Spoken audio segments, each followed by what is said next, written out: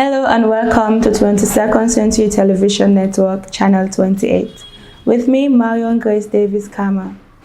Let's take a look at the stories making the news brief.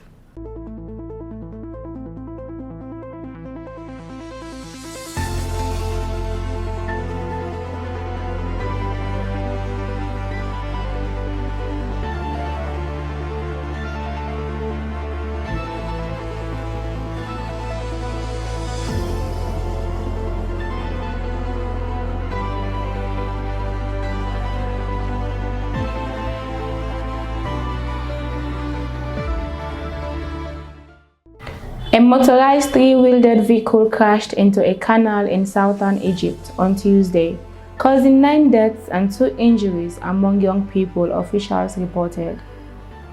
The incident took place in the Asyut region. An uncle of one victim noted the deceased were impoverished minors aged 10 to 17 returning from farm labor. A steering malfunction reportedly caused the vehicle to overturn. Following the accident, the provincial governor mandated safety upgrades, including barrier installation along the waterway. Egypt frequently experiences severe road incidents due to inadequate safety measures, poor infrastructure, and lax enforcement of traffic laws.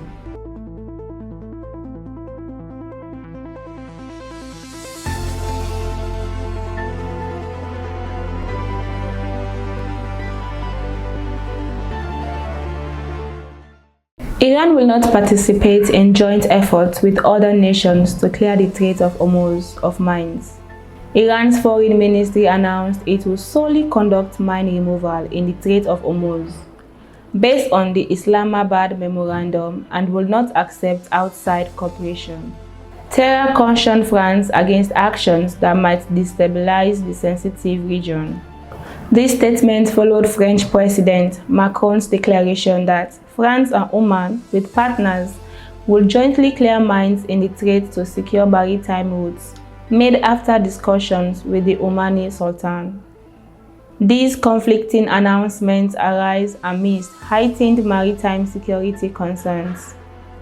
Despite a previous US-Iran agreement leading to lower threat levels and resumed shipping, recent vessel attacks have occurred, prompting US counterattacks on Iran's sites.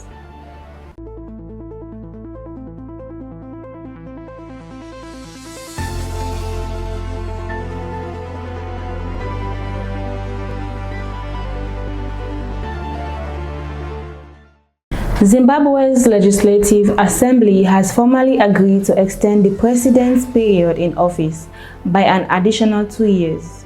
Zimbabwe's parliament has approved significant constitutional amendments that would extend the presidential term by 2 years and eliminate direct presidential elections, now awaiting President Emmerson Mnangagwa's final approval.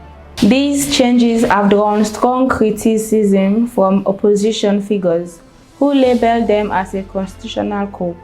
Mnangagwa's ruling ZANU-PF party, which controls parliament, voted 226 to 41 for the legislation. The amendments stretch presidential and parliamentary terms from 5 to 7 years, potentially allowing Mnangagwa's current term to extend until 2030.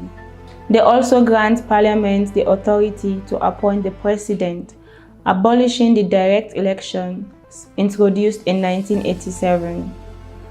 Opposition lawyer Doug Coltart warns that this provision would allow a president to serve unlimited 7-year terms if appointed by Parliament, enabling the ruling party to perpetually renew its power without public votes. The opposition long suppressed contends these amendments solidify ZANU-PF's entrenched hold on power in the resource-rich nation, which it has controlled since 1980. Mnangagwa, nicknamed the Crocodile, seized power in a 2017 military coup, removing Robert Mugabe after 37 years in office.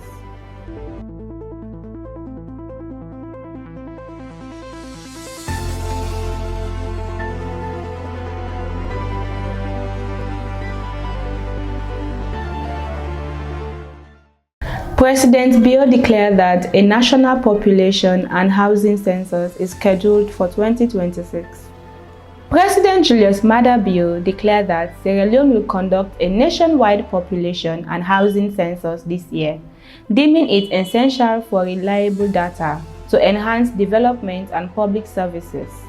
Announcing this at a town hall, he guaranteed a transparent, credible, and impartial enumeration free from political interference. His administration aims for an accurate demographic reflection, serving all citizens equally. Bio urged full public involvement, stressing that precise figures are vital for sound policy, fair resource allocation, and future growth. He noted the data would guide government decisions in key sectors like health and education, helping authorities meet community demands.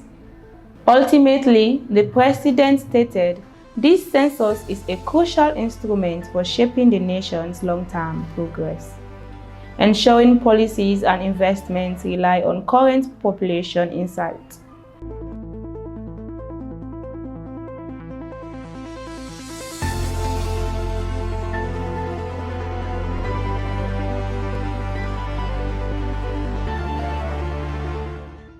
The government has announced adjusted public transport charges following a reduction in fuel cost. Transport authorities, in conjunction with driver unions and industry partners, have declared a 12.5% decrease in public transport fees nationwide, starting June 30, 2026. This adjustment follows the government's approval of lower fuel cost.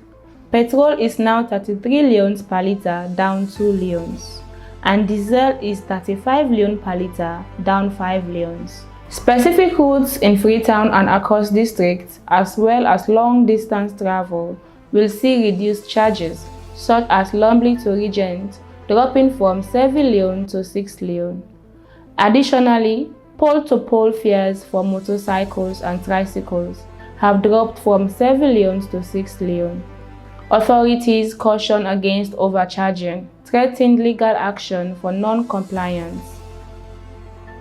The revised rates were agreed upon after extensive discussions with various transport unions and associations, and formally endorsed by the Deputy Minister of Transport and Aviation and other sector representatives.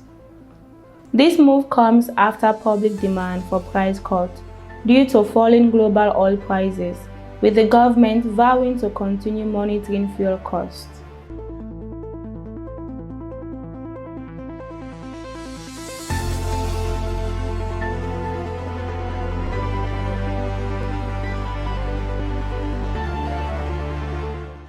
All these stories making the news brief. Thanks for watching 22nd Century Television Channel 28. Kindly follow us on all our social media handles, YouTube, Facebook, TikTok, and also visit our website on www.22ndcenturytv.com. I have been Marion Davies.